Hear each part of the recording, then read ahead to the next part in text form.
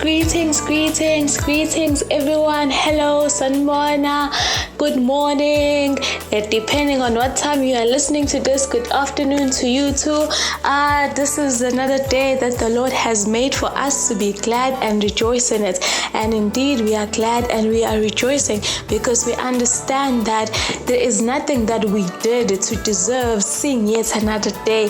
So this is the day that we are rejoicing in. So I hope you are well. I hope your family is well. I hope you guys are still safe as well. So welcome to Empowerment Podcast. Welcome to Living a Victorious Life, where we use the Word of God to equip, inspire, and empower you to live victoriously.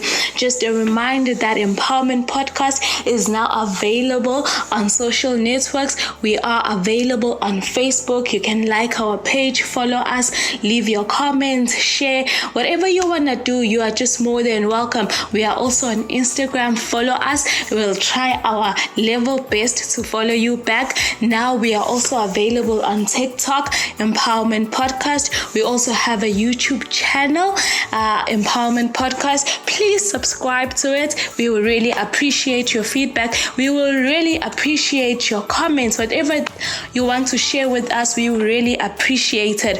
If you have like private comments or testimonies that you would like to share with us as well, we are also available on WhatsApp. You can WhatsApp us on 065 615 6641. So you can WhatsApp us on 065 615 6641. Just a reminder as well that Empowerment Podcast is now available from Monday to Sunday. Isn't that great news? So you can listen to all our episodes. On Monday we have Usisinompilo Kumede Power Monday. On Tuesdays we have the Empowerment Talk with Uno Nene, and then on Wednesday we have Uput James, and then today, which is Thursday, we have Living a Victorious Life. Today you only have me and I'm on my own. Next week we'll have Mr. Author as well. My name is Sphumelele Mabuya and I am your host today. I'm excited to be sharing with you as well. Last week we were talking about living a victorious life through faith.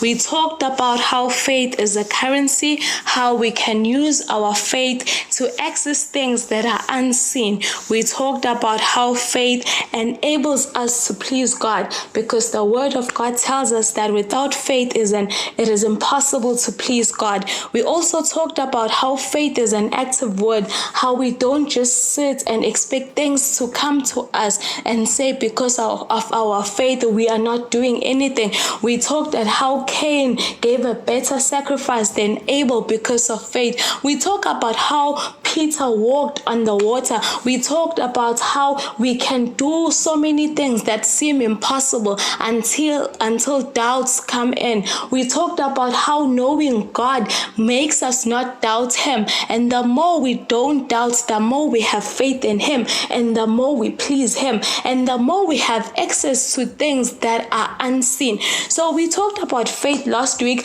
I remember someone even commented and gave us feedback that faith is victory that overcomes the world. So indeed, faith is an important currency for all of us. Without faith, we can do nothing. We need faith for our everyday lives. So today, though, we are talking about relationships. We know that February is a month of love.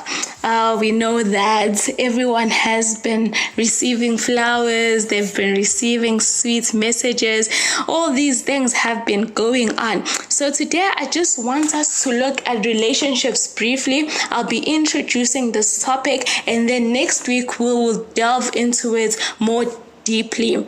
So now, reality says that some people have been hurt in the name of love. Some people are still in abusive relationships in the name of love. Some have gotten into wrong relationships in the name of love. So many things have been happening in the name of love. So today I just want us to look at what is it that we are doing wrong. What is it that is going wrong that is making us think that love is hurtful? Because I do not believe that love is supposed to be hurtful. Now, the Bible tells us that for God so loved the world that he gave his only begotten Son. This is the verse that we've all been taught in Sunday school. This is the verse that we all grew up with. For God so loved the world that he gave his only begotten Son.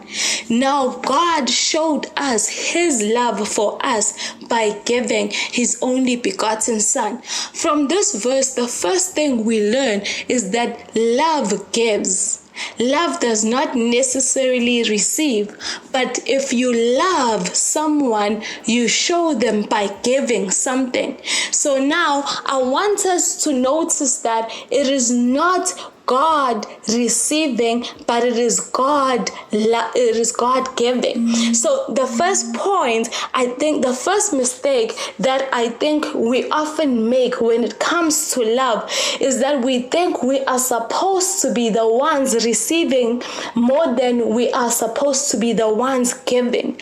Whenever we think that by loving we are supposed to be served, we are supposed to be spoiled more than we spoil someone, more than we serve someone, already we have made a mistake, because love doesn't receive, but love gives. Someone was say, but no, a guy is supposed to spoil me, a guy is supposed to give me stuff, a guy is supposed to give me chocolates, a guy is supposed to give me flowers. Truth of the matter is that if you as a woman also say you love someone, you need to give. You need to give your time, you need to give your advice, but you just need to give as well. So as a man as well, you need to give. Someone once said that it's so much easier to show love when love is being shown to you as well. So it's so much easier to give to someone who's also giving back to you in return. The reason that people think that this is supposed to be one-sided is because they do not correctly understand love. Love gives, love serves, love submits, love protects the other person's interest more than their own interest. So love is about that. That is the first thing we learn when we look at what the Bible tells us. We also find people talking about love languages. They talk about how they are supposed to receive love and how they interpret love. But what I want to say today, why don't you try those love languages on someone else as well?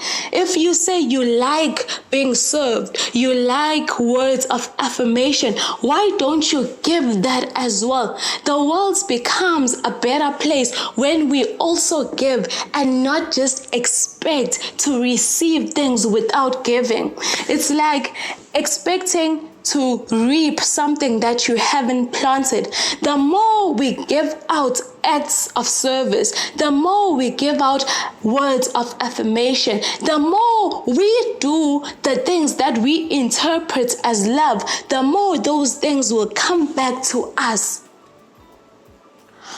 And then we further read in the Bible that no greater love than this, that someone laid down his life for his friend. The Bible is telling us here that Jesus laid down his life for us. So he showed that he loved us by laying down his life. Again, this shows that love is sacrificial. Love doesn't always just benefit you, but you also lay down your life so that other people may benefit. I think that's the main thing I want to drive today, that let us all give love. Let us all give those things that we interpret as love so that they may come back to us as well. Another thing that goes wrong in relationships is that we rush into relationships. We don't take our time and learn about the person that we are going into a relationship with. There's something that Solomon says in the book of Proverbs. He says that putting confidence in an unreliable person is like chewing with a toothache or walking on a broken foot. I want to repeat that. Putting confidence in an unreliable person is like chewing with a toothache or walking on a broken foot. So if we do not do research on the person that we are getting involved with, Solomon is saying that it's like we are chewing with a toothache or we are walking on a broken foot. So what is this saying? Take your time. Don't rush into relationships. Don't be pressured to be in relationships. Ask about the person who's asking you out. Research about his friends. Research about his family. Find out how he is so that you do not have a problem. Because sometimes a person is known that they have anger issues. It's just that you didn't do your research to find out how he is. So do your research before you jump into any relationship. Now, the Bible also tells us that bad company corrupts good character. Never ever make the mistake of thinking that the people you are in relationships with don't affect you. No.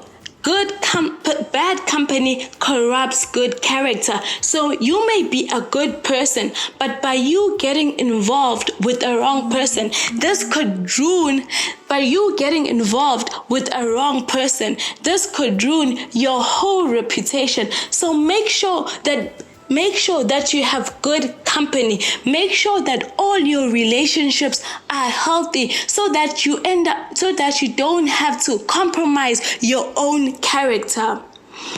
So today, I just want to end there. So this is the series that we are now starting. We will be talking about relationships even further next week with Mr. Lunga.